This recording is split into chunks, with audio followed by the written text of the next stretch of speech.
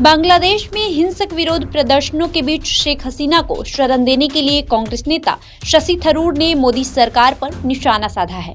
कांग्रेस नेता और सांसद शशि थरूर ने कहा कि पड़ोसी देश में सत्ता परिवर्तन भारत के लिए चिंता का विषय नहीं है। बांग्लादेश के घटनाक्रम से भारत के साथ उसके संबंधों पर प्रभाव को लेकर शशि थरूर ने कहा कि हमारा मूल हित बांग्लादेश के साथ घनिष्ठ और मैत्रीपूर्ण संबंधों में निहित है। उन्होंने कहा कि हमारी बुनियादी प्रतिबद्धता बांग्लादेश के लोगों की भलाई के लिए है। देश दूसरे स्थान पर है और कोई भी व्यक्तिगत नेता तीसरे स्थान पर है। शशि थरूर ने कहा कि हम बांग्लादेश के लोगों के साथ हैं। हम 1971 में उनके साथ थे।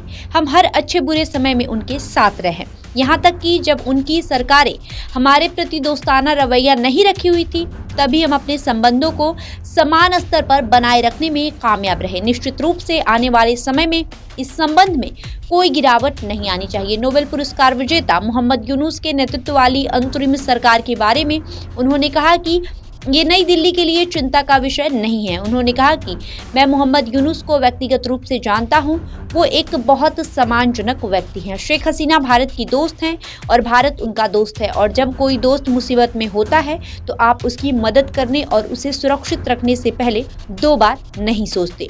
भारत ने बिल्कुल यही किया है। मैं ऐसा करने के लिए सरकार की सराहना करता हूं। उन्होंने कहा कि मुझे लगता है कि वो जमाते इस्लामी या पाकिस्तानी आईएसआई के करीबी के बजाय वाशिंगटन के कुछ हद तक करीब है। अगर आप अंतरिम सरकार की समग्र संरचना को देखें तो ऐसा नहीं लगता कि भारत के लिए इस अंतरिम सरकार पर अपना दबदबा बनाने वाले हमारे विरोधी देशों के बारे में चिंता करने का कोई विशेष कारण है। शेख हसीना को पद से हटाए जाने के बाद भारत द्वारा शरण दिए जाने पर थरूर ने नरेंद्र मोदी सरकार की प्रशंसा की। उन्होंने कहा कि अगर हमने उनकी मदद नहीं की होती तो ये भारत के लिए अपमानजनक होता।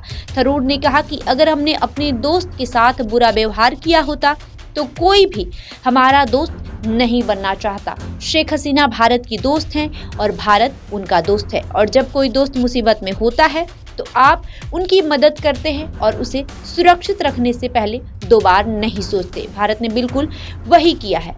बहरहाल आपका इस खबर को लेकर क्या राय है, हमें कमेंट करके जरूर बताएं। धन्यवाद।